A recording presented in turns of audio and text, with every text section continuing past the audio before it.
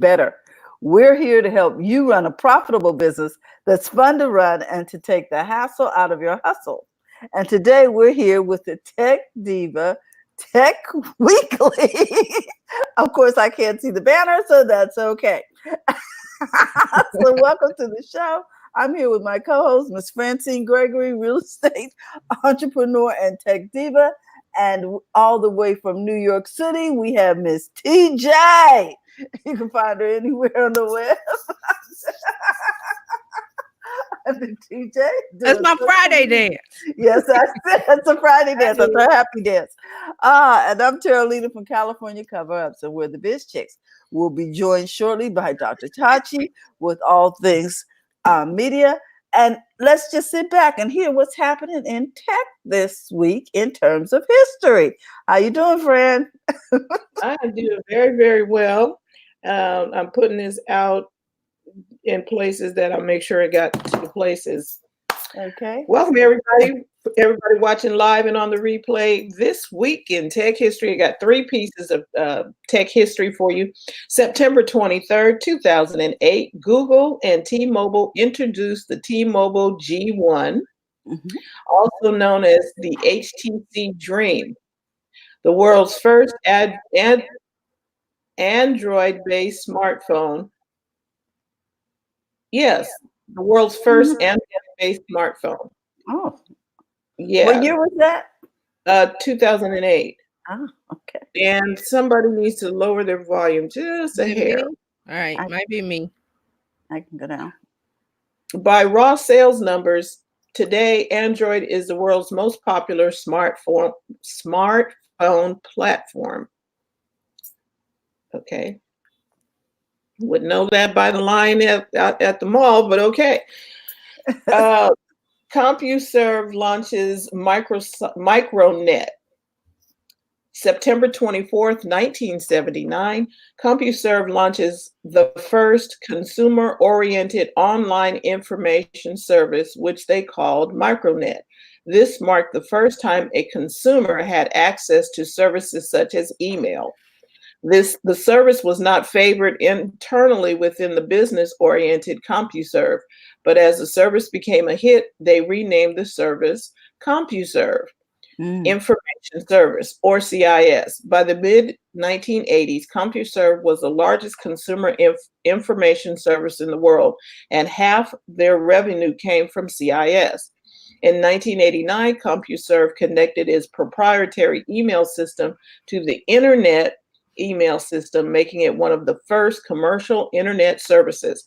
However, CompuServe did not compete well with America Online or independent internet service providers in the 1990s and lost its dominant market position.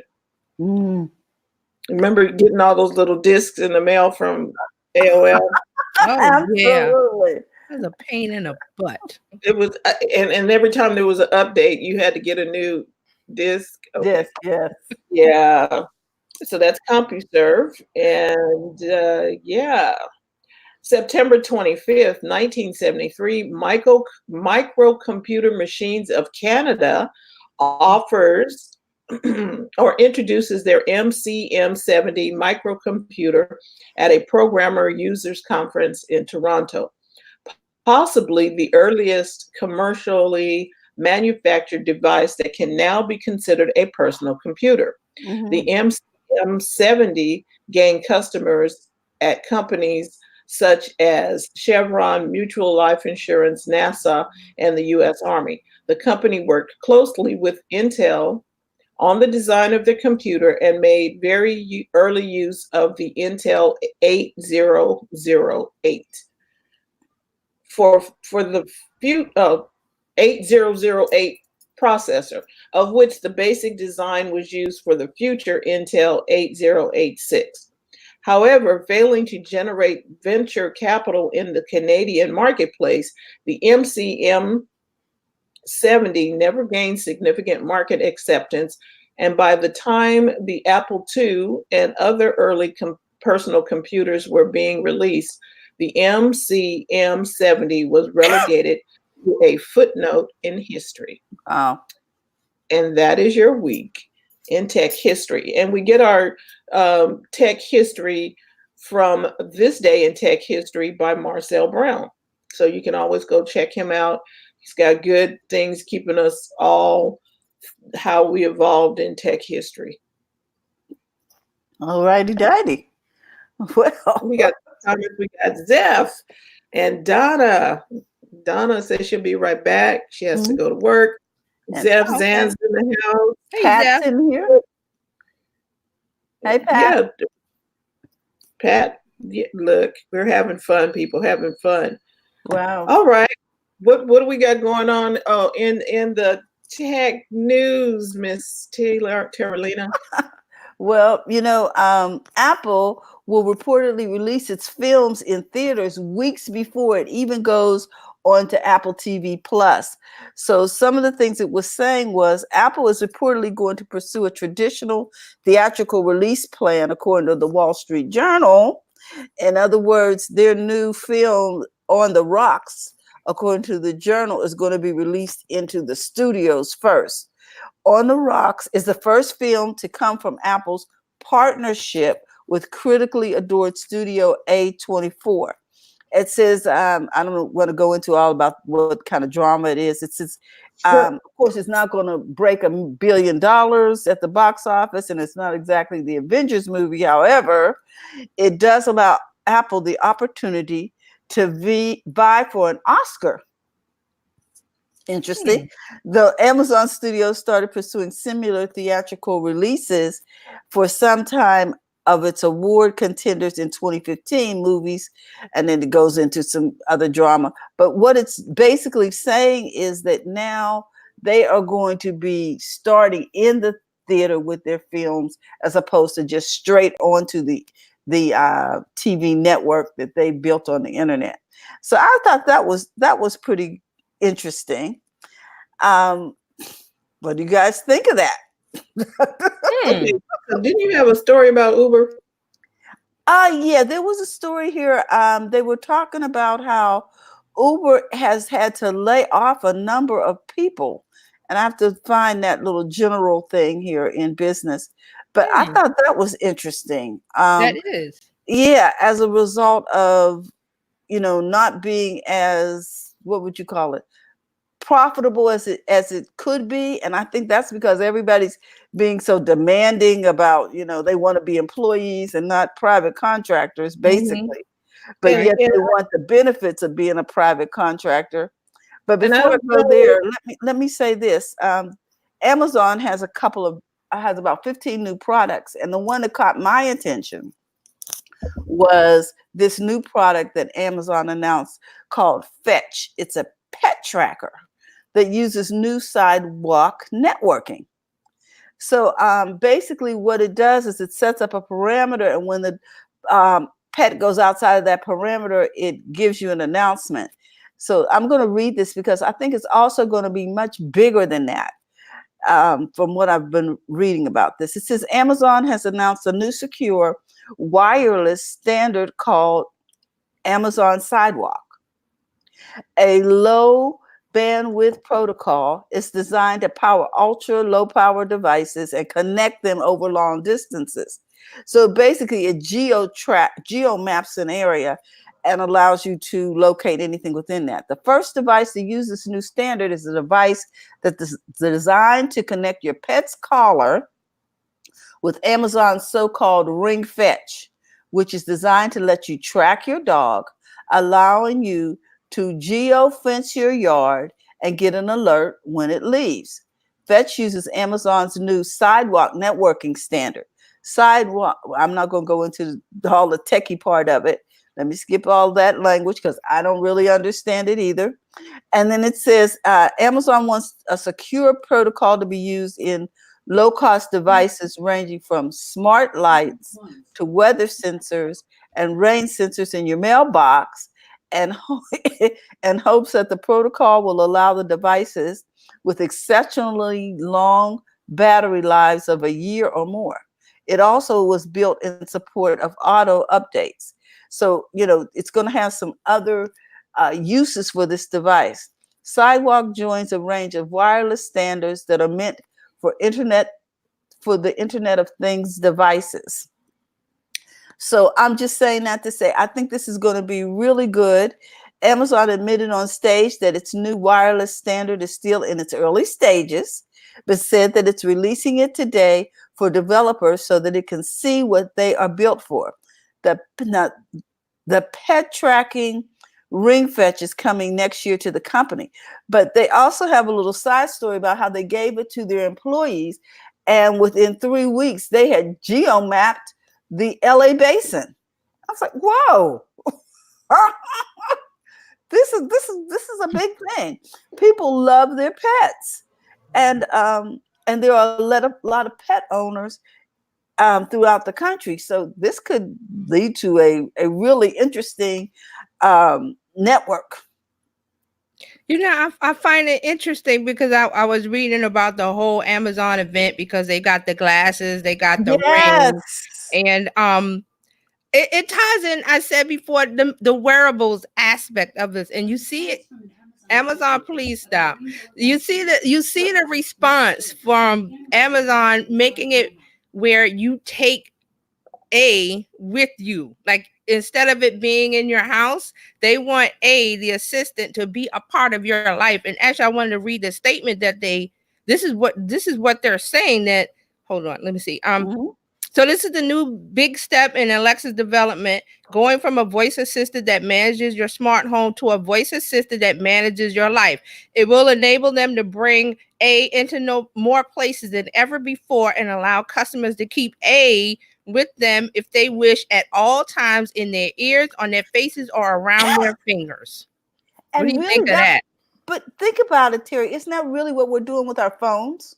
Yes, I mean, but this is a different step where the phone you can put down. That's what I was saying about the wearables. You wear them. You don't. It would be your clothing, or in this case, the ring or the glasses. You don't take them off.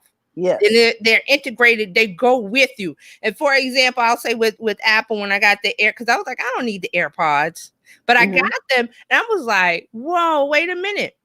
If my hands are full and I got them in, I could just give voice commands. It blows your mind. You don't need it until you get it and it integrates into your life. This is the same thing with these A products. They wanted to be a part of your life, and that was the statement. They want to be integrated. So when you're out and about and you need to reorder something, or you need to order something, or what, you just give a voice command to whatever you're wearing. Instead of having the phone in your hand.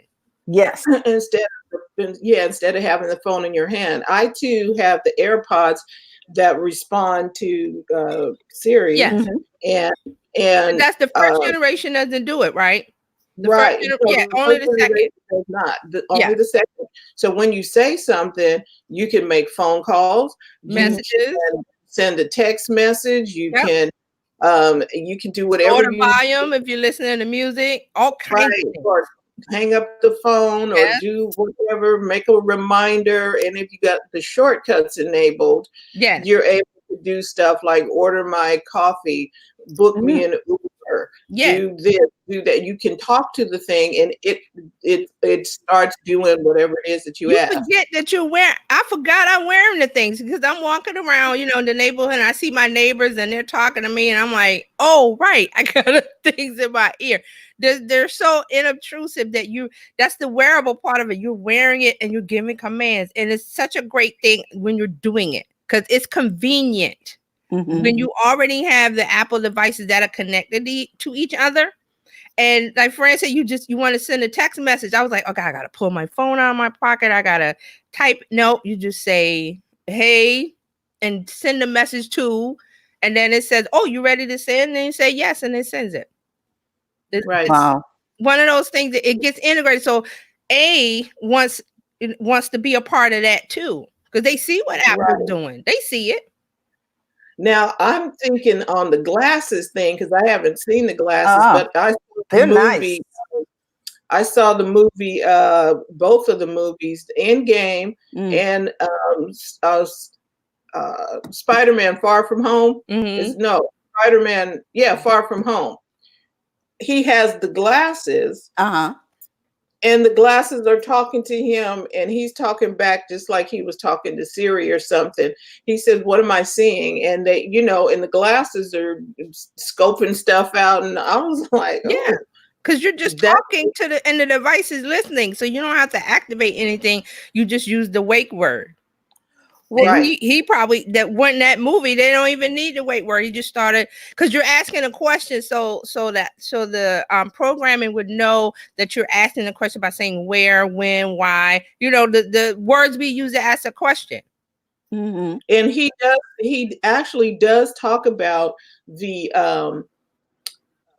there is a wake word, and I don't know if it was Friday or Edna or Karen or somebody, and would Tony Stark, he used different names, and the glasses were actually talking, and they did a whole lot more than what we have, but I can see this is the Star Trek moment. All the stuff you see in the Avengers don't show up in everyday life. Yes.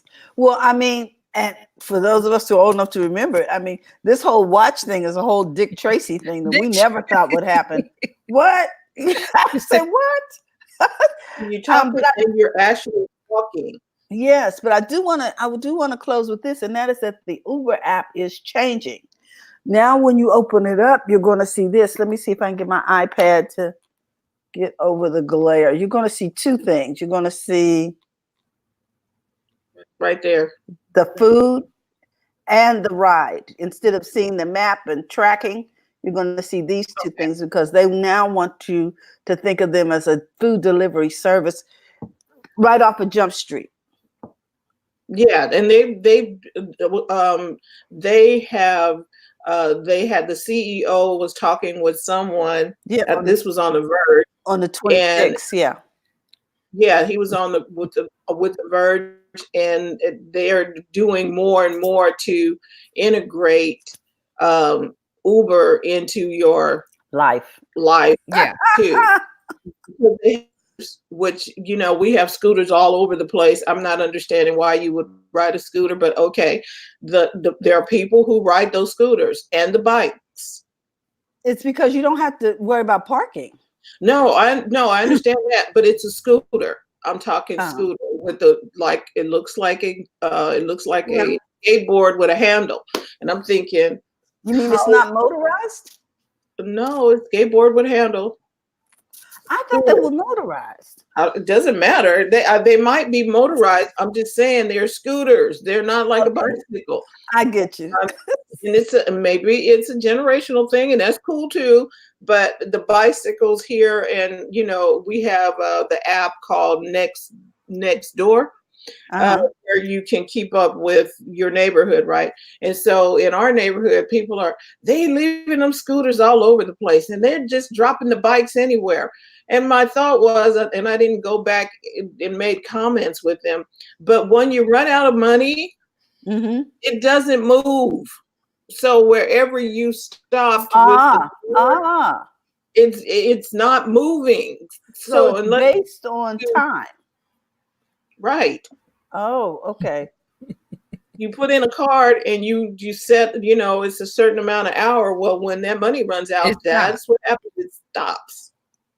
This is interesting, because now I wonder what's going to happen if they start passing off these. Well, anyway, that's a whole nother problem for them. I'm not going down that rabbit hole. So, but they do have the trucks that come to pick them up. I've seen the jump trucks will come and pick up They had a real issue with this in San Francisco, Fran. They were just outraged. Right.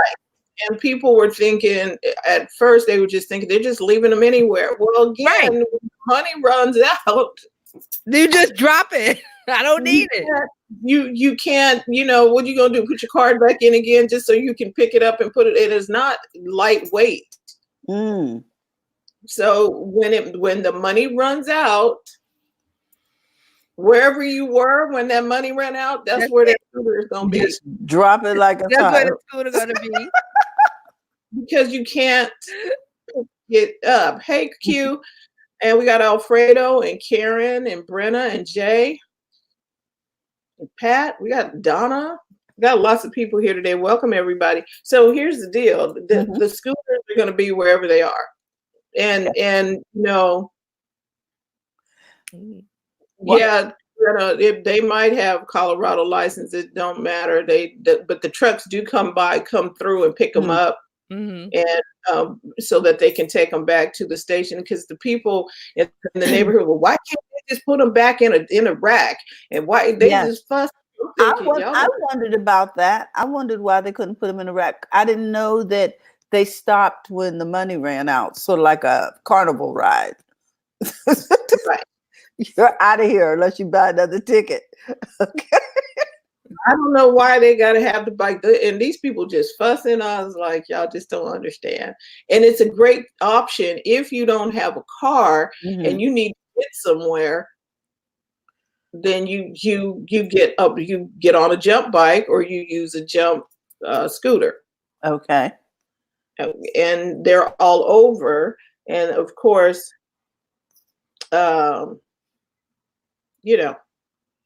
it is.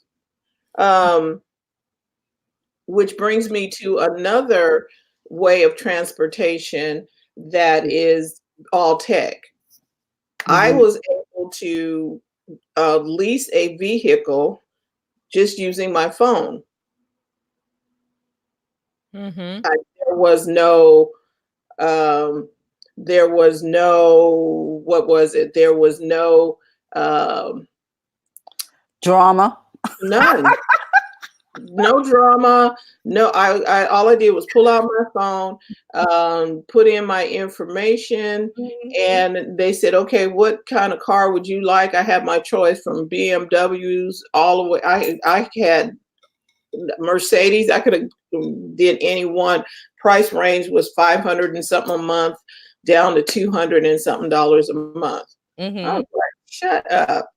There is no quality, you didn't have to have a credit score. You didn't have to do any of that. Wow. It was very, very easy. I opted for an electric vehicle, and they had to deliver it. It wasn't because you could have, if they had a vehicle that you wanted, you could go and pick up the vehicle if you wanted to. But because mine was electric, they had to deliver the vehicle and some other stuff. Was there a charge for delivery? No. I'm loving it.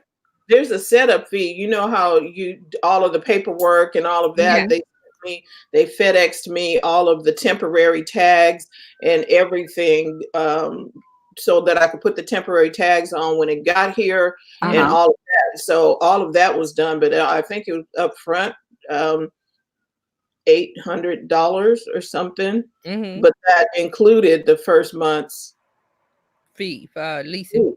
Yeah, this is great. So and I'm driving deposit. Yeah, and I'm driving the car, and I can turn the car in anytime I want. 5 days, give them a 5-day notice, and they'll come pick the car up. Wow. No, there's no lock in. If there's a fee if you get out early and all. There's none of that. Just use the car. Are there mileage restrictions? Because usually when you lease a car, there are mileage restrictions before it goes into chaos. Right. So I could do it starts at 10,000. You can add to it. And so then they add, so that makes your monthly fee go up a little bit depending on how many more miles you add on. So if you're not planning on using 10,000 miles in 6 months, a year, okay. Have you? Then you can pick how long are you going to use the car. Wow, this is really cool. So how do they secure the asset if you don't need so we got questions over here. Okay. How do they secure the asset? I guess they know how to track you and come get it.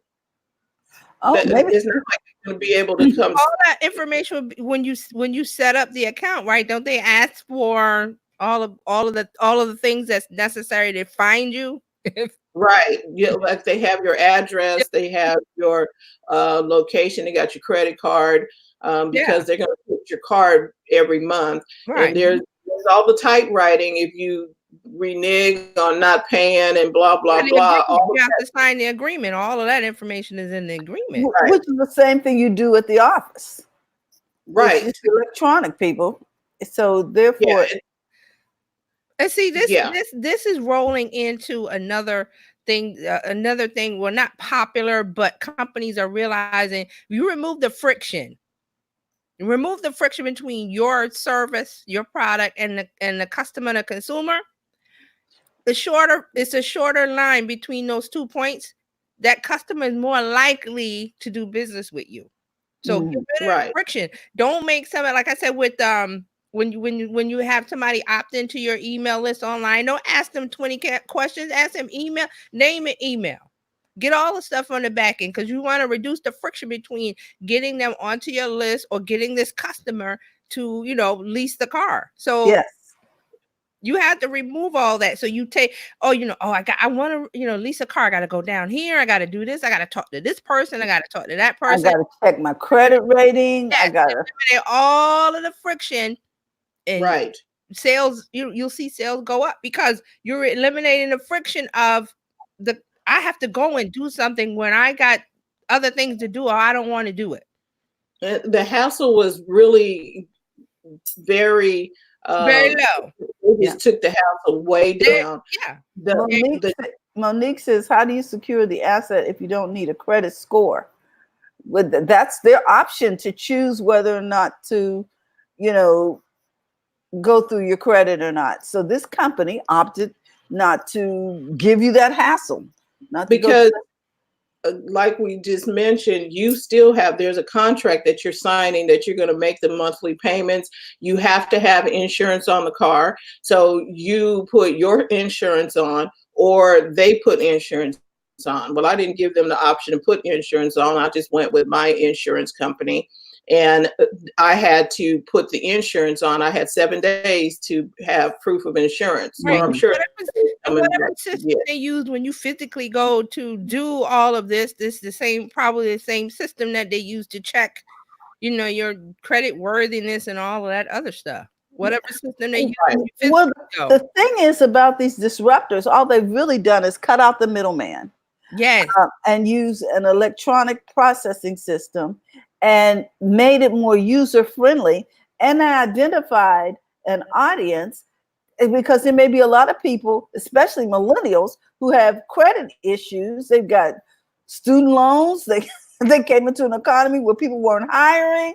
I mean, there's some pressure on that credit score. And then millennials' attitude is, they don't want to do 20 steps when they could do 1 or 2. And they don't really want to own much. Right. They don't want to own. They don't want. That's why you have, online payment like Venmo and all of these other things, Cash App, all of that, because it's like boom, boom. I do what I got to do, and I'm moving on to the next thing. Millennials are not like they're not taking out, weeks to decide. They're like, okay, 1 or 2, A, B, and they go with it, and And thus we have scooters and bicycles because they'll hop on a scooter and just go drop down and go wherever they need to go. Where like we have City Bike here, you have to put it back in the City Bike. You got to find the nearest. They don't want to do that. They just want to drop it and they want to drop and pretty much.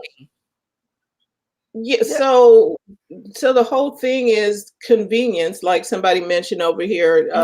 You said it's crazy convenient. Yes, it is. And Alfredo asked, yes, with online with a smartphone. I did it online with a smartphone and I put all my stuff in. I did have one issue where it was supposed to be delivered on one day, but the delivery was delayed. They give you 3 days, 3 different dates for delivery. Okay. Well, it was delayed and I called in and asked, okay, what was the delay? Because it was supposed to be delivered on this day. Well, there had been a recall on the vehicle. So they're taking that into consideration too. So they're looking at all the vehicle stuff before, okay, how the company says, okay, there's a recall. We need you to bring the car in. So they can replace airbags or we can do that. Well, they found that there was a recall and they wanted to make sure that the car was together Yeah. before they delivered it. Which we appreciate. Yes, we did. So I'm like, okay. What is the name of this UK company that just shut down their travel agency and left all Thomas these Cook. people? I think it was Thomas Cook. Thomas Cook, The and name left of it. thousands of people stranded. We'll talk about that when I'm finished because I want to hear more about this car because you said it's electric. So how do you charge it? I mean, tell me more. So there are charging stations all over the United States. There's perks for having the electric vehicle. I can travel in the HOV, aka carpool lane, with just me in the car. In the state of California, I can be in the carpool lane and I don't have to have another person because it's an electric vehicle. Okay. So I'm like, I'm out of traffic. Secondly, I'm not paying for gas. There's no oil change. Now, see, that's what I love about it. Nothing. It's electric. So all I have to do is I can actually plug it up in my garage and overnight and plug the car up and it charges up. Now, the vehicle that I have only has 84 miles to a charge. Okay. That's okay because I'm staying within the city. Right. That's why I'm getting a Tesla later on, because the Tesla goes up to 200 and something miles on a charge. This is a Nissan Leaf. It's only 84 miles to the charge, which is okay because there's no big deal. Come home, because they have the charging kit in the back of the car. You just plug it into the wall, plug it into the car, go in the house and go to sleep. It's like charging your phone at night. Yes. You just plug up and charge and go. There are also charging stations all over the city. There's a company called EVgo. EVgo, they charge you for charging your card. But there's also a company called Volta, which is like exit up from me. It's free. It's in the shopping center and there's 3 charging stations. It's free. There's one at the mall in Arden Fair. It's free to charge your card. They say be courteous and only use it for 2 hours. Don't be there like all day or whatever. Don't park. If you're having lunch or shopping, you can plug the car in and go. Well, you know why? It's at the mall and it's free. You go there, charge your car, and go shop. So the mall is like, yeah, we'll put a couple of these in the mall. We get shopping. And then Tesla has a full garage of charging stations at the mall. It's all for Tesla only. Right. It is not the other people. Y'all can't come in there. It's all Tesla, and it's a fast charging station. If you have a Tesla, you can go in there and plug up and charge. You can go back to the dealer always and charge. You know, if there's a Nissan dealer or you can go into their places and charge your car. You see, you have to have a car in California. It's just. You cannot not have. You need transportation. Let me put it this way: in California, and the thing is, I see this as an opportunity to cut back on, if I have a car payment, cut into my car payment, because every time I don't have to put gasoline in my car, that reduces my car payment. You see what I'm saying? So let's do the math on that. It costs about. I looked at this about in 2016 or so. It cost about $300 a year electric to charge. It's like $3,000 a year if I was to put gas in the car. Now, and the average car payment is around $350, $400, depending on an economy car. Right. Okay. Right. So if I'm saving what, $300, well, let's say it cost me, maybe I use maybe $150 worth of gas. So now really my car payment is $150 as far as I'm concerned. Just because you're not putting in all of that extra. There's no oil change. There's no gas. There's nothing. There's nothing that you need to lubricate, and except you fill up the window washer stuff. There's But no there's radiator to flush. Gosh. Right, because the regular engine is pistons and stuff that the oil has to go Belts. to make sure all of those moving parts, it's not there. all gone. Set up. And I was like, "Shut up! This is wonderful." So I'm like, "Oh, maintenance too, because I don't have to have oil changes and okay. Well, Terry, let's hear from you because time is moving. Okay. Okay, so we got some comments. Oh, Okay, yeah. Okay, and Jay wants us to talk about the new iOS update, which we will do. Okay, we talked about jump trucks. Let's see. Alfredo's coming with his Android devices are more affordable. Really? Let's see. And there are more Android devices out there than Apple. Yes. There is. Market share. Okay, so Monique said, don't even get me started on student loans. And Brenda says her next car is going to be electric, and that solar charging stations are great. Okay. Mm-hmm. So do we want to answer Jay's question on the iOS 13, TJ, before you dive into social media? We can. The question I have 13. I've updated to 13. I have too. So I was wondering. I did too. I mean, what is the question? The new things in it, or? Okay, Jay, you got the floor. Talk to us. Because the iOS update is it's just they changed the look of the menus. They have the Memoji stickers. Is what I use those, by the way. I use those. I do too.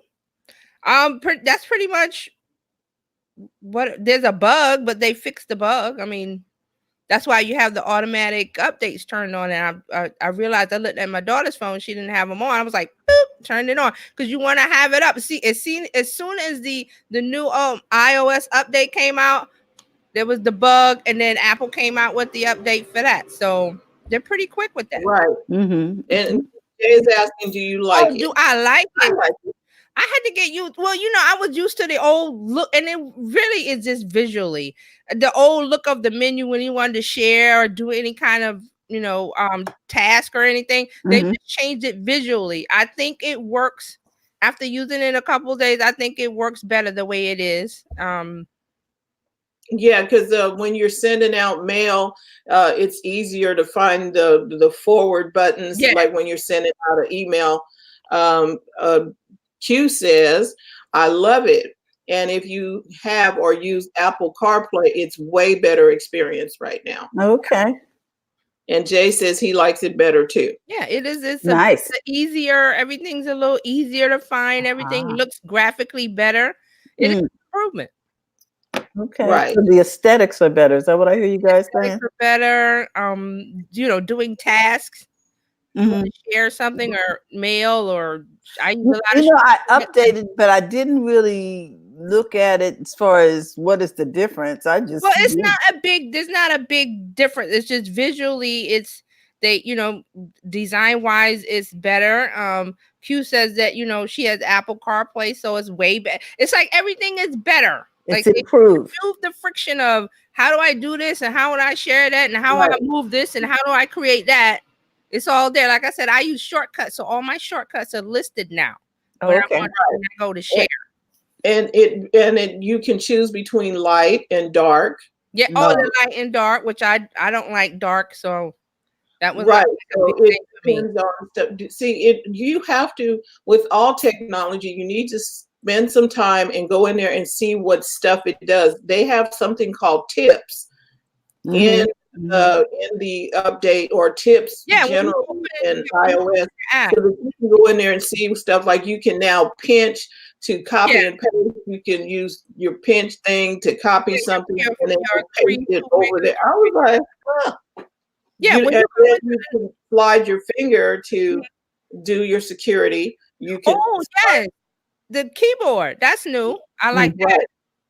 If you've used the Swift key, I think it is on Android. When I had an Android device, I used the Swift key thing, and you just drag your finger instead of tap tap tap tap on each key.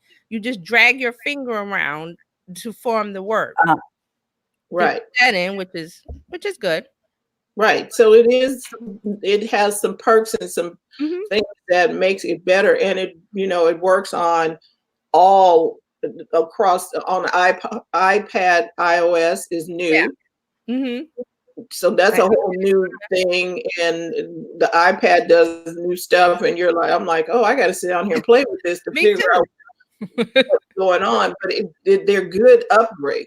Yeah, I did the iPad OS update too. I have not looked at all of the new things, but when you go into your apps after you upgrade, it'll tell you like this is new.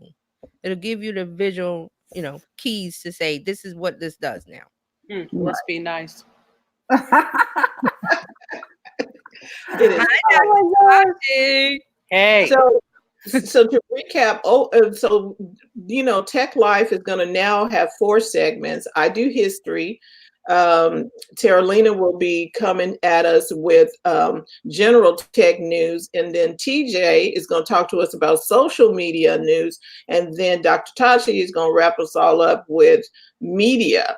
So right now, the next segment we're going to hear is Terry Johnson. TJ is going to tell us about what's happening in social media.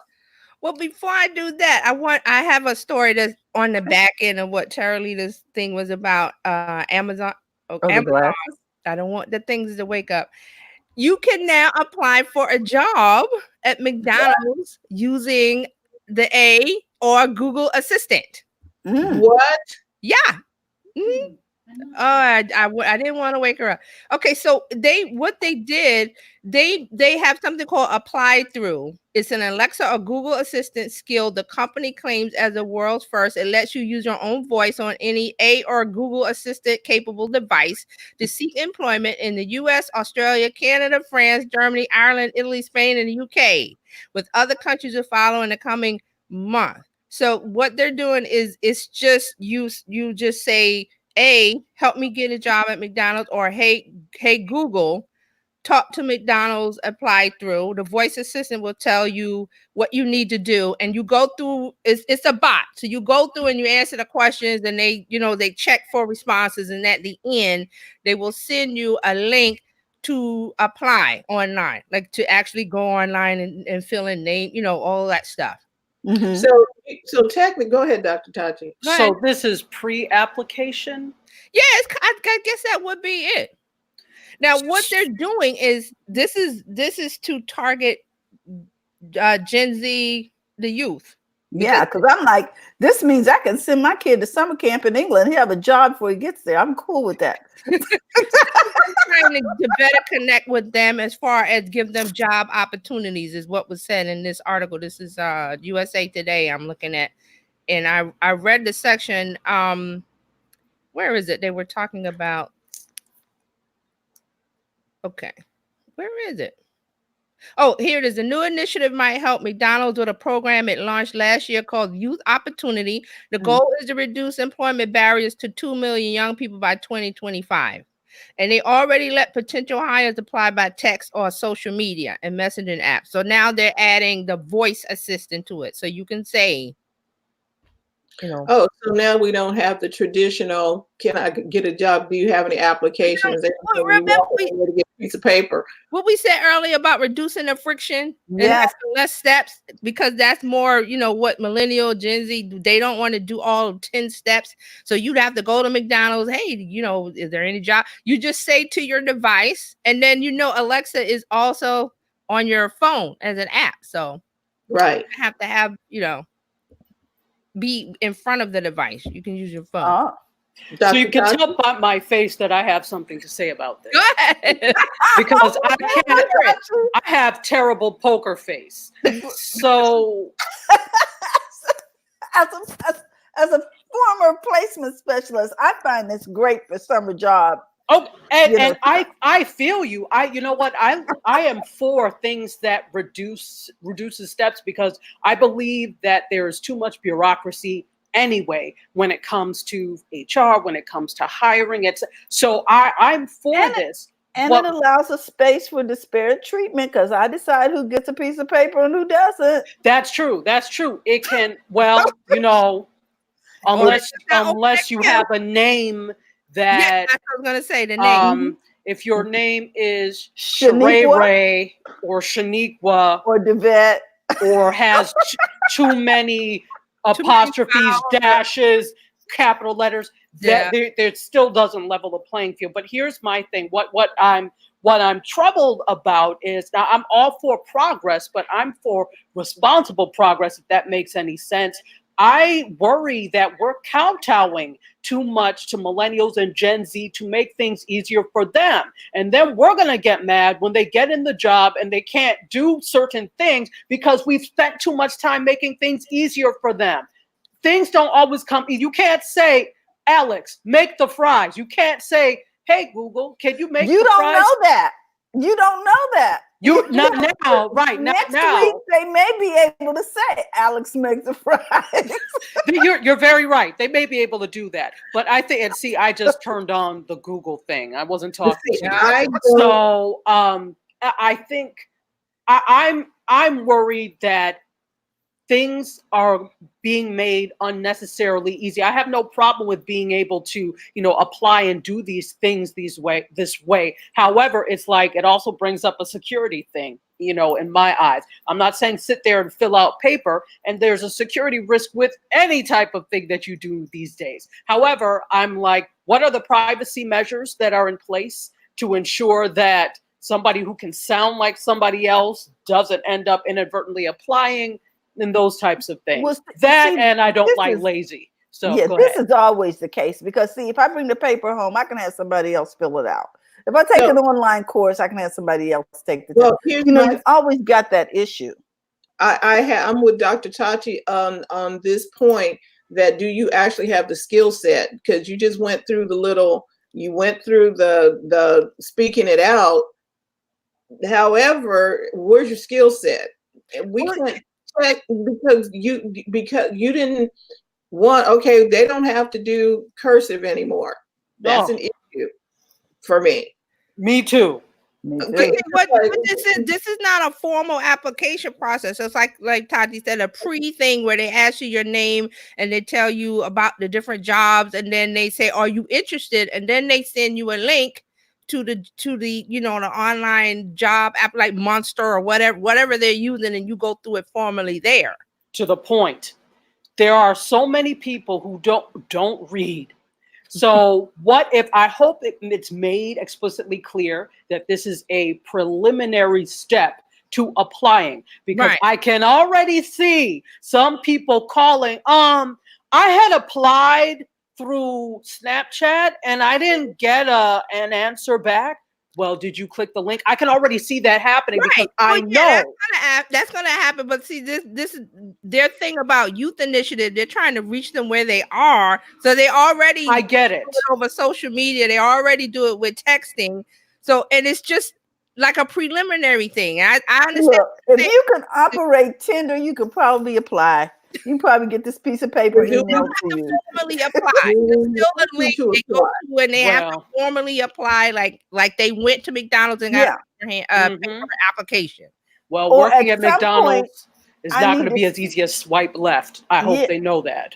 Yes, no. They probably have that, and this is not a formal application. You're not actually getting offered a job. This is it will probably go through that.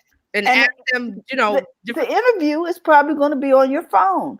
I know when my daughter applied to the airlines, the interview is on the phone. So I'm saying to you, why not McDonald's? It's a lot less security measures involved. And that's not the issue. The application process, I don't think that's the problem. I'm with Brenna.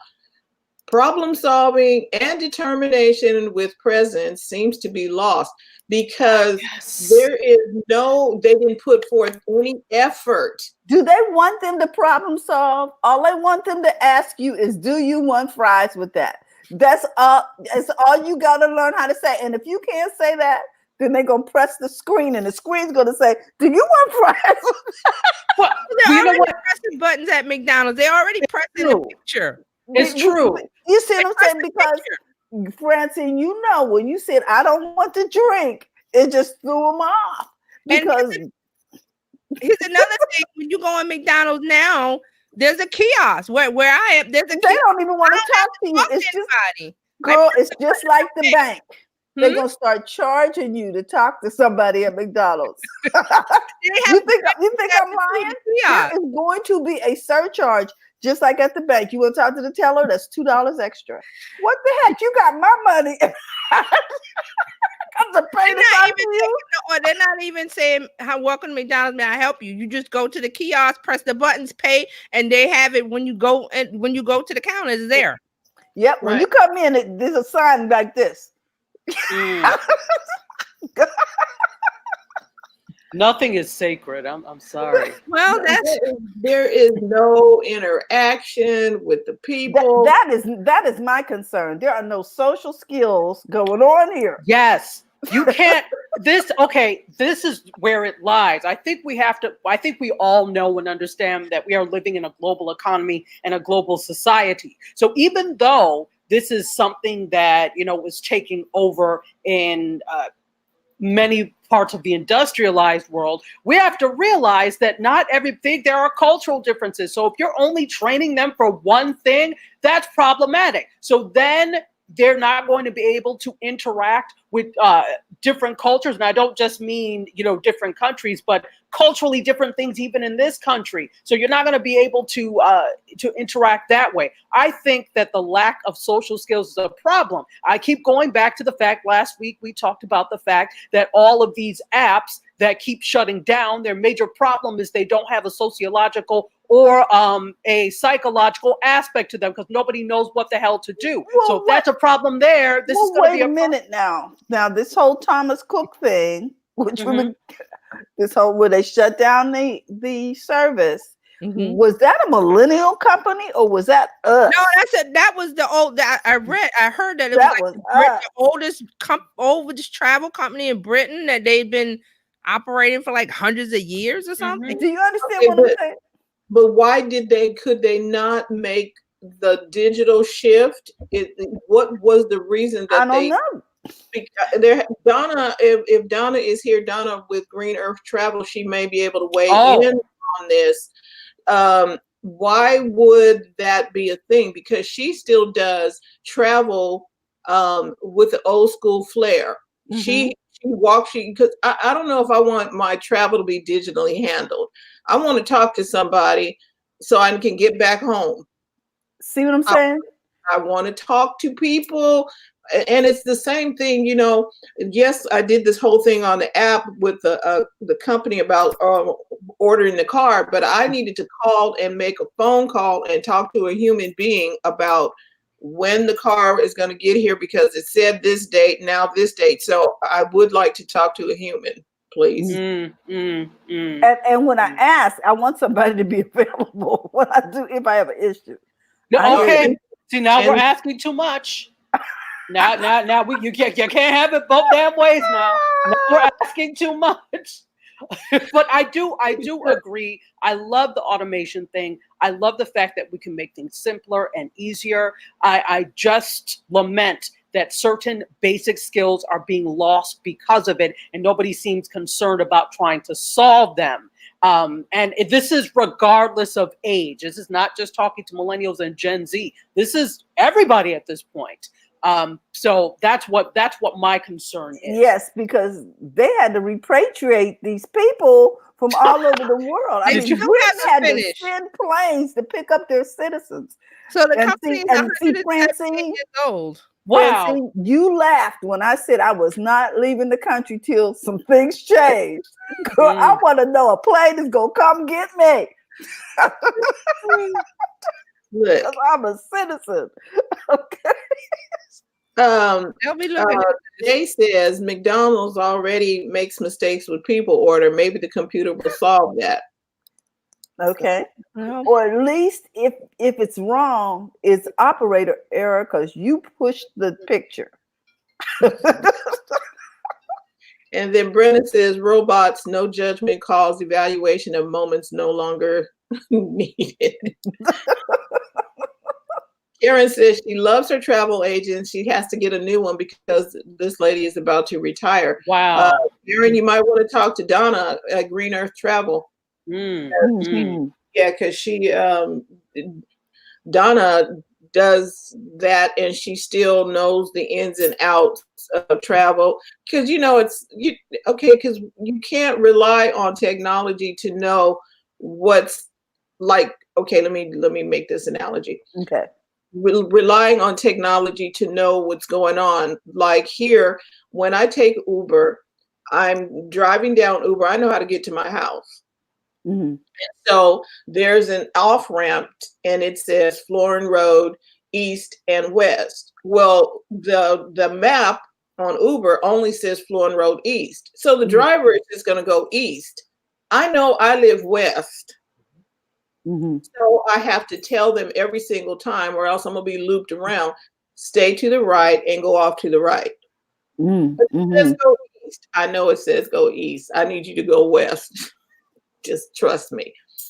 But the map has never corrected. Ah.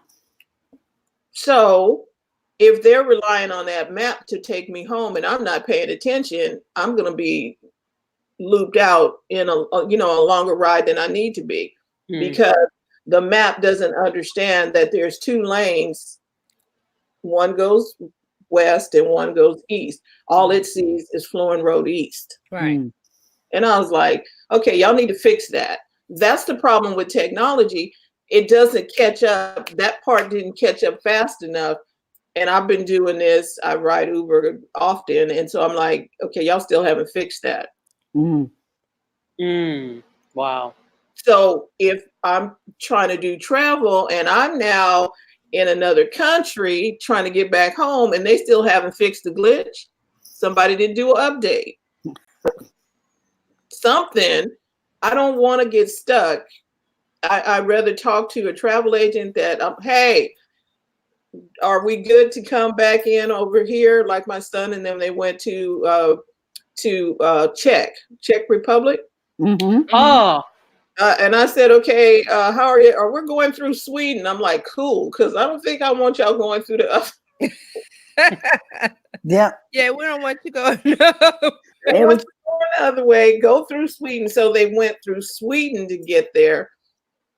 And I was like, okay, I'm good. I just, I know when the vet went to China and she was going through Hong Kong last week, the week that they were having all that wonderfulness. She needed to talk to a human being to reroute herself. wow. You know what I'm saying? To skip that whole thing and go straight into China. So I'm feeling you. There are times when you need the human touch immediately. Yeah. Thank God she didn't use Thomas Cook. Okay, I mean, I wanted to bring that up because we was talking about Alexa, but I really have a story about Facebook. So hold on, Okay. hold Okay. on, Are we strapped in, everybody? hold on. Let me get my caffeine. I stay strapped in. Okay, here it is. Facebook is to buy a startup that lets humans control computers with their brains. So they bought a startup that would let people control computers with their brain. And this is something that Mark Zuckerberg has wanted for a while. He bought a company called Control Labs. It's a 4-year-old company developing software and a bracelet that measures neuron activity in a subject's arm. So now, how does that work? Do I put my wristband up to my head? And what? So how does that work? supposed to be a direct brain interface. So it's going to allow you with thought. Yes. On your computer. And they're saying, what if you could type directly from your brain with the speed and flexibility of voice and the privacy of text? So from here to here without using this. Yeah. So, So but- wait, Terry. Here's some more. Here's how it works. You have neurons in your spinal cord that send electrical signals to your hand muscles, telling them to move in specific ways, such as to click a mouse or press a button. The wristband will decode those signals and translate them into a digital signal your device can understand, empowering you with control over your digital life. It captures your intention so you can share a photo with a friend using an imperceptible movement or just by intending to share. Oh, shut up. So now I gotta be careful where I put my eyes. I look up, and next thing you know, my employer's got a picture of me doing some interesting things in Mexico. Hell Wow. Wow. no. So now remember, Facebook is being sieged by privacy advocates. They're concerned about their company's economic and cultural influence. They're getting all this data. There's a privacy issue. So do you want them in your brain? Not really. Nope. They're already in my brain. It's enough. Enough is enough. Now I gotta worry. It's my wristband. If I go like this, is something gonna go to somebody? But that Well, see, here's the wearables aspect. You got to wear something, and instead of it's taking the steps out from it's going to be like your brain neurons before you even decide to pick up the phone and share a photo. It's going to do it for you. Oh, she always shares with Susie. So next thing I know, Susie got the picture of me and Susie's boyfriend. I'm not feeling that. I'm not feeling but it. why are you with Susie's boyfriend? Well, see, Why you that's with a Susie's campus. boyfriend? You live on campus, you know. Why you with Susie's See, I didn't do boyfriend? that though. I didn't do that. People be oversharing all the time. This is a It's generation of people who overshare. Yeah. We used to have a thing, such a thing as privacy. So TJ, so what I hear you saying, it's going direct. Yeah. It is no longer so it could be in the watch that's picking up your neurons and just transmitting whatever it is that you want to say. And you know how I'm thinking. I mean, I don't know the details, but I'm thinking it's like when you have the I'm Apple sorry. Watch, it has the fall protection and it makes a Right. call because of science. It knows when you're falling because of the way your arm. It knows that you're falling. Mhm. Okay. The watch does. And they make an emergency call to 911 or whoever. You set it up to whoever they're going to call. So it's not something that you have to, I'm telling my watch I'm getting ready to fall. The watch knows that you're falling because you fall in a certain way when you're ill. Correct. Right. Science behind that. So this is going to be science behind this. So they're saying this is something that Mark Zuckerberg has wanted forever. And he's working on it by buying this company. You know something? I found that when people get more money, they run out of crap to do. You know what I'm saying? You need to get somewhere and sit out. Well, look at Elon Musk. That is perfect example of that. Like, can we just calm down? Because see, I can't see myself. Look, I got the wristband on. I saw that look, and I go like this, and that's I don't know. But I love what Natalie said. Could you put her comment up there, please, Francis? Which one? This one? Yes. About the dead hamster? She said, after the Cambridge Analytica situation, I wouldn't let them near my dead hamster circa 1995. Hell no. And Pat says, what happens if you daydream? I can imagine crazy things happening. Jay says, wow, there's going to be a lot of drama going on. Yes, if you lust in your heart, will that send something out? Lust in your heart. And Natalie says, I'm gonna press the life alert button, not Facebook. I'm falling. I can't get up. You know what? The thing is, we have very short memories, and as many of us here that are like, hell no, there's a bunch of people that are going to be like, oh yeah, to this and participate and partake in it. We have very short memory because really, if we were that incensed about Cambridge Analytica and all of this, we wouldn't all be on here today if we were that incensed. All you need to do is send your senator one of these wristbands. Oh, that would be lovely. It should be a requirement. Regulation immediately. It should be required. And don't forget, Facebook wants your money, wants to get into your financials too with that Libra, The Bitcoin thing that they want. Remember they Yeah. want that. They're having Yeah, some but- issues with Libra though, in terms of getting it shall we say approved. They're having some So that's issues. so It look at that. You notice it hasn't. Has not been any talk about Libra in a long time because nope. Because they're taking care of business, getting it processed. Yeah, Just give it time. One day you're going to look up and there's going to be signs on every bank. We take Libra. They'll wait till we It'll be forget. like, what the heck? What You're happened? right. I think, Carolina, I think you're right. I think the thing is, it's too fresh now. We're still too close in the midst And they of them don't and have all the of this. right people on the right committees. No. So what they're going to do is do that, sit quietly like this, like Mr. Burns from The Simpsons. And they're going to sit like this, wait till we all forget, and then bam, Libra will debut because we have short memories. Excellent. Excellent. That's exactly what they're going to do. All government employees should have a wristband. The devil is a lie. Pat says, I wonder if the people you elect Apple Card need to have some wristbands because they're the ones that are supposed to be the gatekeepers. Okay. Right? Oh my God. Has a lot of problems. Honestly, seriously, they have a lot of problems. Starting with Cambridge Analytica, that just kind of opened the Pandora's box, and it seems like from that day forward, and it's going to keep going. They have issues with privacy because Mark Zuckerberg, his whole stand on privacy is like, you won't care. He said that way back when. I have to find the quote. He was like, people are not going to care about privacy, and it was an outrage when he said it years ago. But that's his mindset. And he's going forward with this brain stuff. He's going forward with the Libra and all of this. And he's like, well, your privacy be damned. Okay. Excuse my language. The people want the convenience. So they're willing to, you have to give up something. So if you want the convenience, you give up your privacy. Exactly. But there's other people like us. We're like, hey, I'm not letting, no. No. Well, see, you have to understand. I keep telling y'all, business is like dating.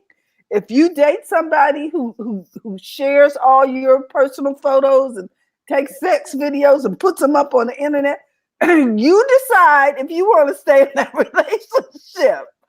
Okay. That's true. You don't have to use Facebook. It's voluntary. And then you choose what you're going to put out there. Yeah, exactly. If you're smart. If you're smart, you will choose what you share. You don't share everything. And what you do. Yes. We all know that, but you know, the Gen Alphas and all of them, they're like, oh, say anything. They don't, there's not a judgment call of I shouldn't share that. Because in 30 years, when I'm trying to run for Senate, the Senate or the president, or whatever, it's going to pull it up. Well, then some people may not care in 30 years. Oh, yeah, I did the same thing. Right. So exactly. That's true. Because the culture is shifting as technology advances. Yes. And so people don't take it that serious. Oh, they had an affair. What the heck? What? That has nothing to do with integrity. You know? And then here's the question. Have we redefined integrity? Yes. That's a whole different conversation, ladies. It is, but yes. All right, we're running a little over, so we want to get to Tachi and her media news. Media news. Yes. Yes, time for a little bit of media news. Thank you again for having me. I always appreciate being able to share this media news with everybody because it's something we partake in daily, just like tech, and we don't think about it. So I have a pet peeve, shall I say? So I'll precede this with saying I have a friend who we always make fun of her, caringly saying, what you always say. She always says, you know what I like about such and such, and she always says that. So I always tell her I'm the antithesis of you because I always say, you know what I can't stand. So let me preface this by saying, you know what I can't stand? Reboots. I have had it with reboots.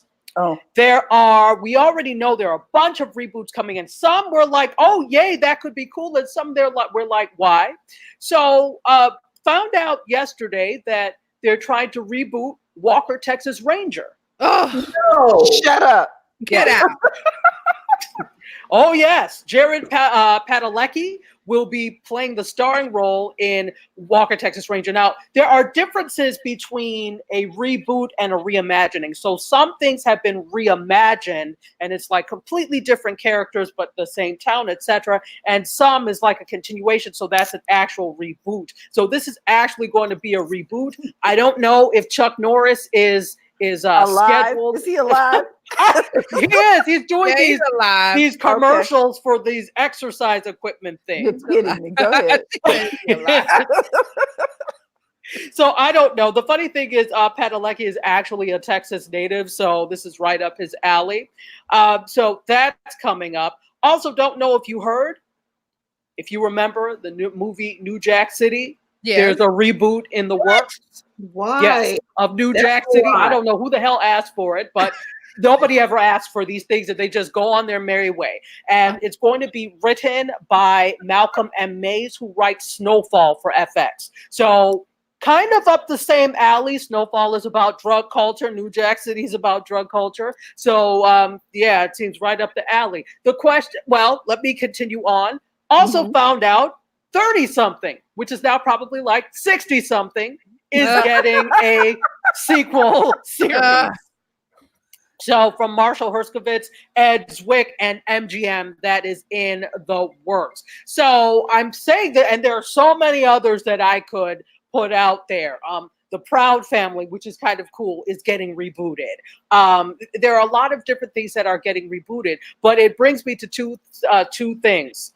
A, do you think we're that desperate for content when there's all this content these days that we need to reboot some of these things? And albeit a lot of them are probably going to be terrible reboots. And B, does somebody in this machine we call Hollywood, have an original concept to produce? Those are the two things I want to ask. Well, Jesus. Okay. Natalie says, Chuck Norris, hashtag Chuck Norris never dies. Oh, yeah, exactly. And then she also says Harriet Tubman did not die. For all Yes, I love what she says. That is my saying. God. So there's only 2 reboots I'm interested in. Okay. And that's The Matrix and Coming to America. The rest of Well, them, I'm in on Frozen. I'm just like, okay, I'm done. okay, I don't know what are we continuing the story on Frozen, or It's just going to be a 2. Yeah, Frozen 2. Sequels I'm good with if they lend to a sequel. Don't force it. You know, there are so many stories that it's like you're good right there and don't make anything else. So go ahead. I stand corrected. Those are 2 sequels coming up. Okay. America 2, and Right. then Matrix 4. Okay. Those sequels. Okay. Yeah, I can see Matrix 4. I'm very iffy on Coming to America 2. That's one of my favorite movies. I need you to do it right if you're going to do it. So right. And it better be funny. Yeah, There damn you well. go. It better be funny. I don't know. I think there's such a thing as over designing things. Can we tell you less is better, people? Absolutely. And you know, the thing is, it's like, then what is the purpose of having all these film schools, having all these television production programs, having all these continuing education things where people can learn how to do this there's no chance for them to really get if they desire to work in the Hollywood system, for them to really get in, because all you're going to do is A, work with writers, directors, producers, actors you already know, and B, work with stories that you already have done. What is the intention? Look, it's not a sustainable model. I'm just saying it's not sustainable. About stories we've already done is that I didn't find a lot of those stories flattering to me. Yeah. Okay, I'm either a hooker, a drug mule, an abusive mother, a victim of violence. Some kind of crap is going on in my life. I get to be the maid. I get to come on, people, please. Me and Hattie are sick and tired. Okay, I'm being sick and tired. So Okay. here, I so am here- Selma. I don't need to relive that. I was there. I was on the bridge. I don't need it. I need something. I agree with Dr. Tachi, though. Where are the original thoughts? Yes. And go back to somebody's comment back here that said, I think it was Brenna, when she said that their people are not thinking. Karen said, you know, how lazy can you get, right? Yeah, so problem solving and determination. We're not teaching if they can just punch a button to fill out an app, to fill out or what have you. Where is the little gray cells, as Hercule Poirot would say? What the little gray cells are not being used. Well, also I can pull out my phone in the same venue and shoot a short video. You know what I'm saying? So and I can cut through Hollywood. I can bypass that whole thing. And so what will happen is there will be a disruption. Yeah. Because people want to break in, and now they have the tools. Yeah. You know what? Disruption is already happening. I think the independent scene has never been stronger than it has been. That it's never been stronger than it is now, I should say. So I agree. Disruption is already starting to happen. What I will say is, though, the power is not just in the creation. The power is in the distribution. Yes, I always would tell my students this. The distribution is when, back in the day when they were like, oh, I want to be a rapper, because for some reason they all did.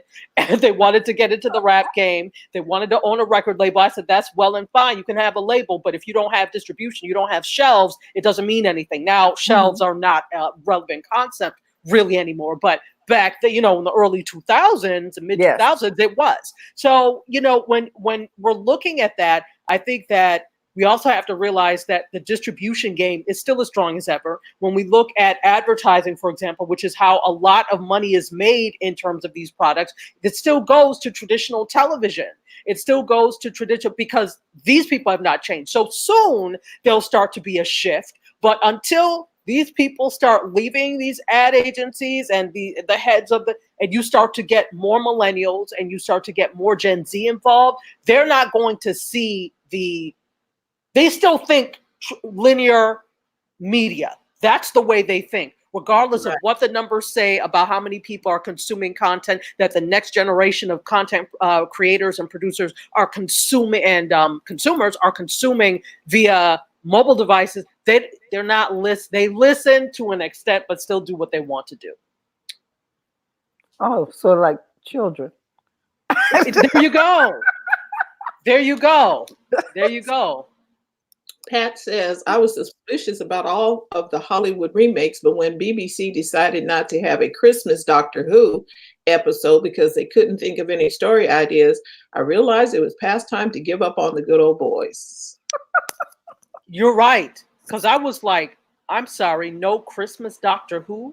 How very dare you? But that's a small example of what seems to be happening industry-wide. But that's what happens. Eventually, it's like the iPhone. That's why sales have slowed. Eventually, everybody who is going to get a specific device will get it. Eventually, the crew you have is going to run out of ideas. So if you're not looking towards freshness, and that's why diversity is so important. And again, I'm not just talking about ethnic and racial diversity. I'm saying diversity in general. This is why you can have a breakout show like Pose do well, because you've got diversity there. I don't understand why they don't get it. So I don't know. For one thing, you need more women, because we are verbal processors. We will figure out stuff. We will sit there and talk about it till some brainstorm happens. I'm going back to this silly movie now, Lost. There was a show, Lost started out all right until they ended up on a mall in an island. I was like, you guys are tired. Whoever the writers are got tired at the end, because the plot lines made no sense any further. Do you understand what I mean? Mm-hmm. The whole beginning of it, where the people were lost on the island, it was like, oh wow, and they held everybody's intrigue, and then it got stupid. It's like, okay, I'm done. Oh yeah, no, absolutely. Well, it was the same thing for me. I don't know if any of you guys, like back in the the late 90s used to mid to late 90s used to watch New York Undercover? I did. Okay, that was my show. If you remember, it started off really strong. It was great, but then they started to change characters and they started to mess with things and mess with writing. Got some new writers, and it got stupid, as you said, like that. So I think with media products, here's what needs to happen. As a writer, you need to know that your show will not go on forever. If it's a movie, but your show will not go on forever. And if you're writing a movie, that maybe there's a finite number of sequels that you can have to some things, unless you have like a Star Wars thing. And even then, some of the movies are great, some are mediocre. So I think you need to know that there is an end, there is some finality to it, and you need to write as such. That's just my feeling about it, that you know exactly where the story begins and where it's going to end. And that's what the Avengers did. Although we didn't like how it might have ended, they ended it. Do you understand what I mean? They put an end, like, okay, we're done. There were other movies that came out and just like Lost, and you're lost. And like, who does this? I just don't like it when they go down and they get darker and darker, because I like mysteries. And sometimes when they run out of material, it just gets darker and darker. And I'm done. Right, exactly. Because it's like they have nothing left to write. Yeah. What happened with Blackish? The guy who was writing for it is no longer a part of it. So I'm trying to figure out what's going to happen with that, because what is Mixish? What is that? What is Mixish? Is a new show that is a spinoff, and it is the backstory of Rainbow, who's played by Tracy Ellis Ross. That's her backstory of growing up on a commune with a black mother and a white father. So it goes through her and her two siblings adjusting to the world outside of the commune.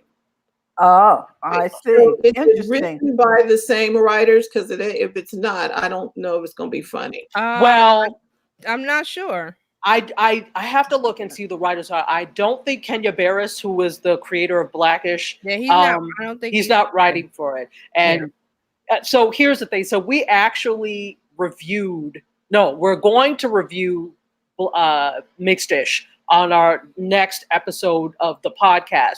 We did a preview. We watched trailers for everything that was previewing or coming up.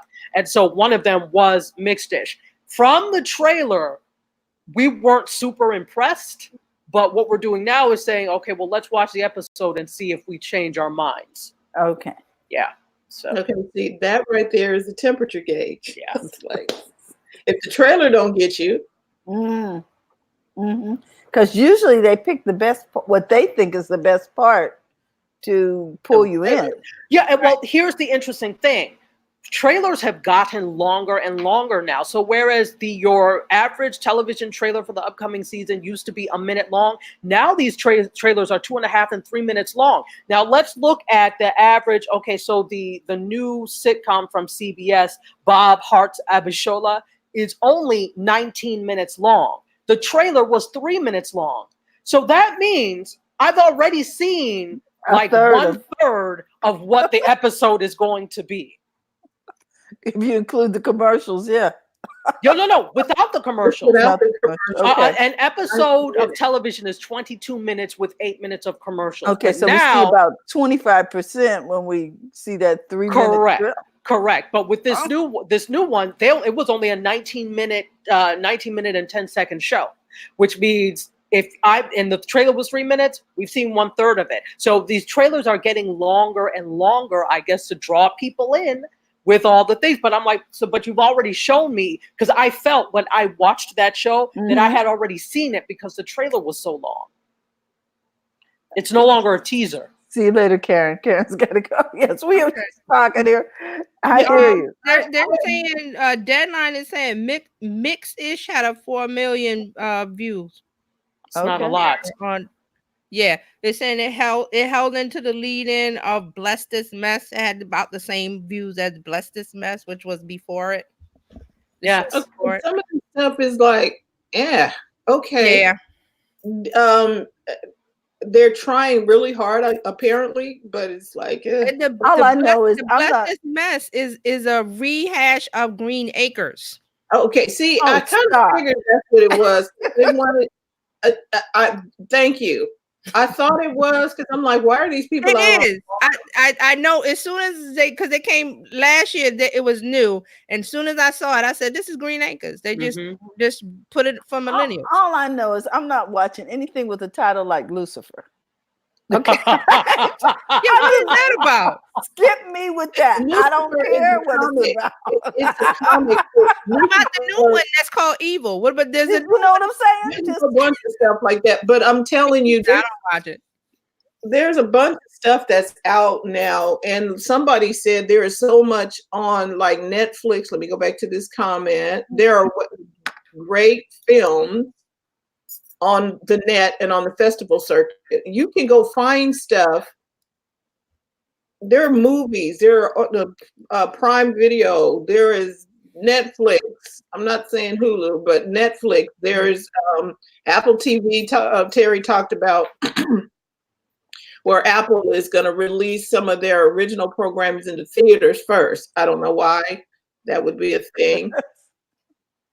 And why would you I think because they can get nominations for Oscars or something. Yes, Oscars, yeah. And then Pat is here. As far as this program you guys were talking about, Goodbye City Life, complete with a cop slapping female lead. Is Blessed Message she's talking about? I didn't see that. Yeah. Mm-hmm. Yeah. A cop slapping female lead? I don't know what that means, but okay. I know the Goodbye City Life, that's from Green Acres. That was Zaza Gabor. That was her thing. Oh, yeah. And then yeah. I was like, okay, Green Acres is over. Yeah. So I saw it. I was like, yeah, because they were supposed to be from the city, and they gave up their millennial jobs and decided that they were going to make it on the farm, and the people in the town make fun of them. That was Green Acres. That's Green Acres. Yeah.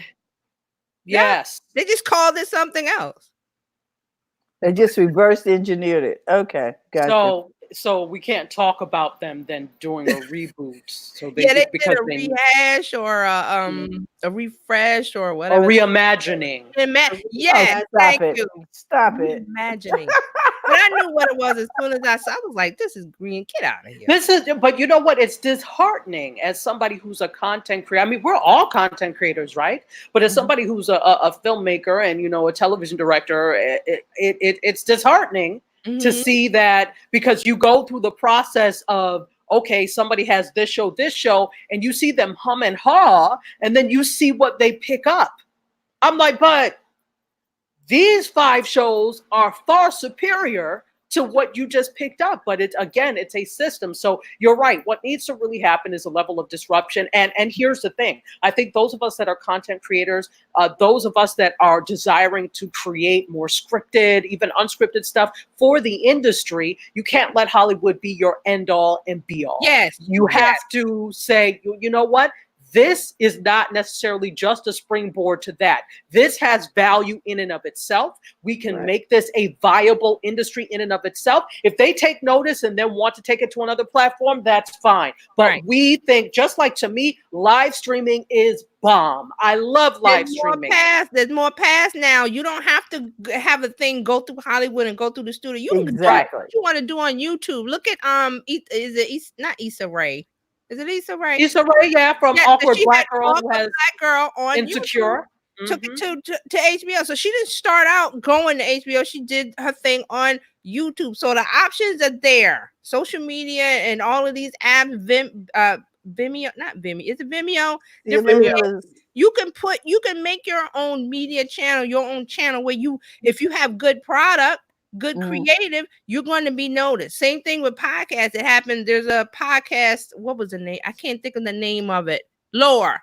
It started out as a podcast. Now it's an HBO show. So there's a whole bunch. Dear John is the same thing. Yeah, you don't have to say, well, I got to get signed by a studio. How about just go out and do the work and make the content and make it good, right, and get the audience, and then you get the attention of all those guys. Let me tell you, I keep that's the trying. way. Sorry.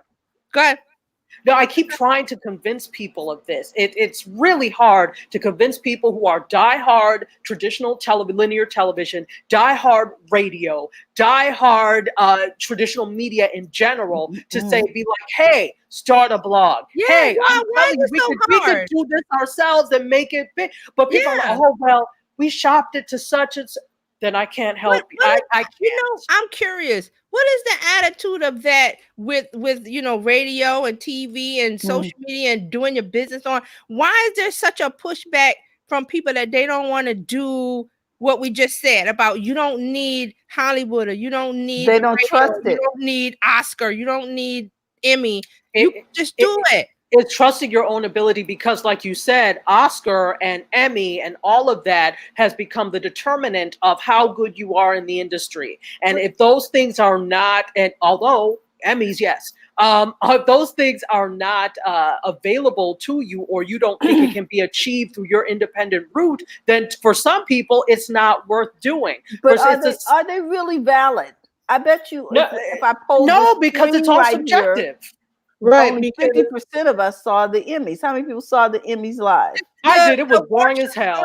Down. The viewership is. I didn't watch it. Did you watch it? I watched a little bit because I wanted to see Billy. I told you 50% of us did not watch it.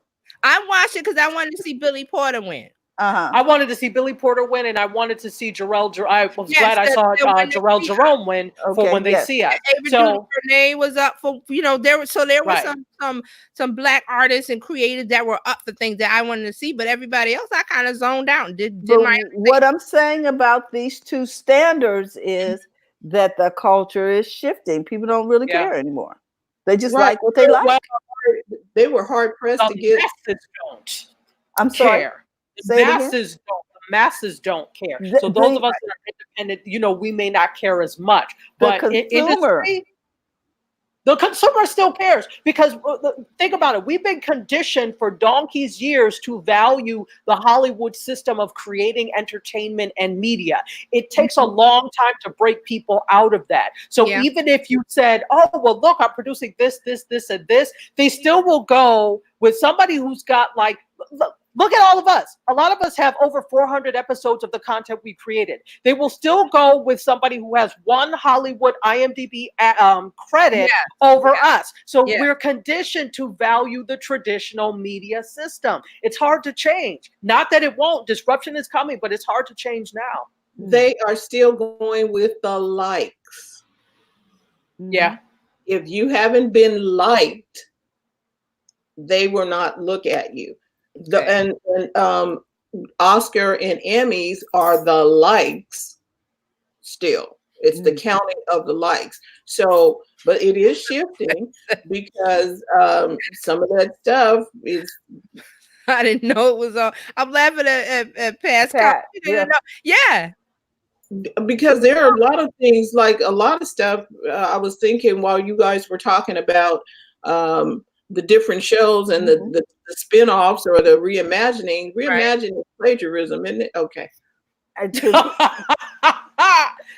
well, the owner of the creative let them reimagine it for the, you know, so they let them. You have to buy rights, so it's really not plagiarism. You bought the rights to do it. It's not plagiarism if you paid for it. Right. There you go. You have to go to the creative owner and say, okay, we're thinking of doing a little play on or okay, I'm gonna go here. What is this foolishness with the Connors? What is that foolishness? Okay, so next subject. I didn't watch the first Roseanne. I didn't watch exactly. Next subject. I'm just saying. Oh, next subject. Roseanne was a big. Was it the 80s or so? Mm-hmm. I was shocked when it came back. And now it's being, what did you call, remixed or whatever they say in the music industry. They're doing a remix. They're calling it the Connors. And I'm just like. Because it's proven. It's made them money. It gets them ratings. It has an audience. It's a proven entity. That's why they're going with the remixes and the reboots and the this and that, because it's a built-in audience. And there's no risk in that. There's no risk with a new creative or a new person to give them a chance to have a voice and to reach an audience. So that's why that person needs to go to YouTube and start their own thing instead of standing on the corner saying, well, I can't get any Hollywood people to, okay, get some money, do some this, do some that. You know, and for example, one of the people, Roland Martin, he's a journalist. He was on TV1 or something, and his show got canceled. Well, he went to YouTube.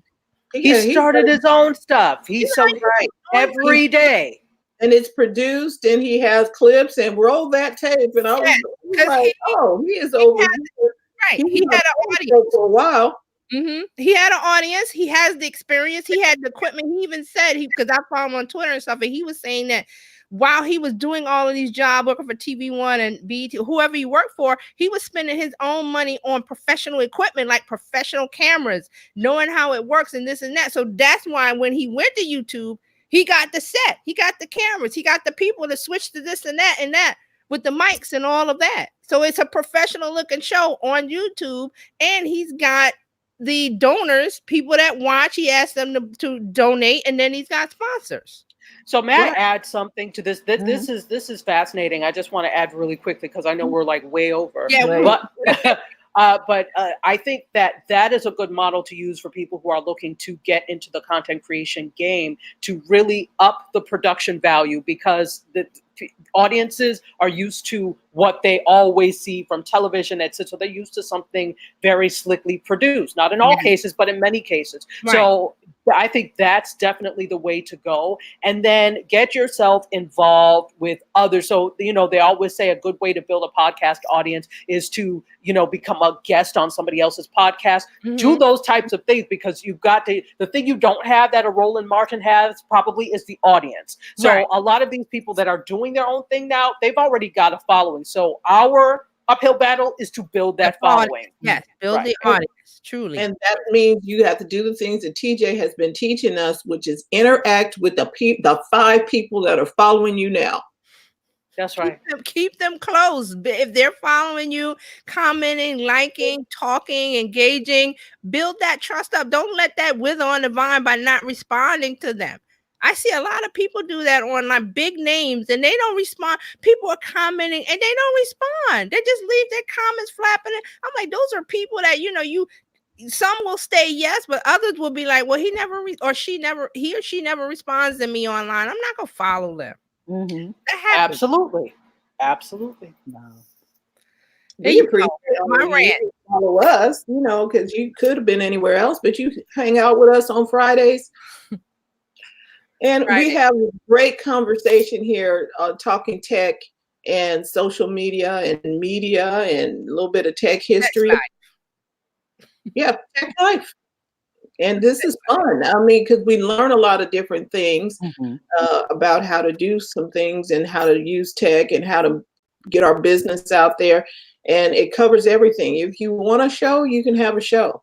Yes, you can. There's no barrier. That barrier is gone. That barrier is gone. Really and truly it is. If you have a smartphone that you spent $800 whatever on, put that thing to use. There you go. Talk about that today. Now, I'm not gonna get on my soapbox and rant, but that phone, use it, create. With the 3 cameras. Keep the wristbands away from your forehead, people. This was a good conversation, and we really appreciate everybody who stopped in, dropped in, and participated in the conversation for whatever amount of time that you were here. We appreciate you. So we're going to be back on Monday. We're going to have another lively discussion. It's just good. TJ will be here on Tuesday to help us with our social media things. I think we got one more back to school moment that we're gonna we'll put it over, even though it will be October. I'll run it over into October. One more discussion. Yeah, Coach Karen will be talking to us about our money mindsets, and then we're gonna be happy, healthy habits. Yesterday's happy, healthy habit was really enlightening. And then we'll be back here on Friday again, and we get to have all of the Tech Divas talking tech life. Dr. Tachi, thank you. Thank you. Putting us up in the media world. Thank Yeah. you. So many. And yeah, because this is the premiere season, and I had forget there was so much stuff going on. I About- forgot all the new shows were coming on. Right. A bunch of stuff. And I was like, oh, NCIS is back. Okay. Yeah. Yes. Yeah. And so I was like, oh. I might get CBS All Access just for NCIS. Oh wow. Some other stuff, but then turn it off. I was about to say, you're gonna keep it? Nope. Shut it off for a season, because I don't like being programmed by the pharmaceutical industry. And I'm like, they are really Heavy in rampant there. over there on CBS. I'm telling you, if you ask your doctor about ABCD. Well, you know why? Because the audience for CBS skews older. Oh yeah. Right. And I'm just like, you know what? I'm tired of muting the TV all the time. I'm like, I just go for the commercial free version of stuff. Absolutely. Exactly. That makes sense. So anyway, we'll be back on Monday. Thank you all. And Pat says she'd like to come on one day to talk about some of the things she learned at some conferences she attended.